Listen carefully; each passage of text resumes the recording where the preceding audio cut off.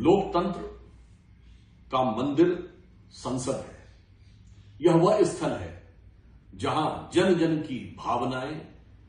आशाएं और आकांक्षाएं आकर एक साथ संयुक्त होती हैं और उनके ही आधार पर राष्ट्र की व्यवस्था का संचालन होता है। परंतु यह व्यवस्था का संचालन कुछ मूल्यों से भी प्रेरित होता है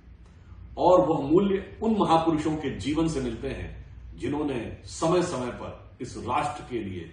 अपने अनेक महत्वपूर्ण योगदान दिए हैं, विचारों के द्वारा, बलिदानों के द्वारा। और ऐसे महापुरुषों की प्रतिमाएं जो कि संसद भवन में भिन्न भिन्न स्थानों पर थी, अब चूंकि संसद भवन एक नया स्वरूप धारण कर रहा है, अतः उन्हें एक स्थान पर एकत्र करके, यानी संपूर्ण प्रेरणास्पद प्रतिमाओं को एक स्थान पर एकत्र करके उसे एक प्रेरणा पुंज का स्वरूप देना,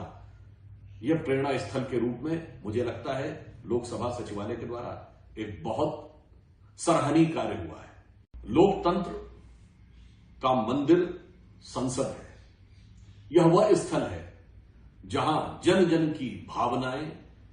आशाएं और आकांक्षाएं आकर एक साथ संयुक्त होती हैं और उनके ही आधार पर राष्ट्र की व्यवस्था का संचालन होता है। परंतु यह व्यवस्था का संचालन कुछ मूल्यों से भी प्रेरित होता है और वह मूल्य उन महापुरुषों के जीवन से मिलते हैं जिन्होंने समय समय पर इस राष्ट्र के लिए अपने अनेक महत्वपूर्ण योगदान दिए हैं, विचारों के द्वारा,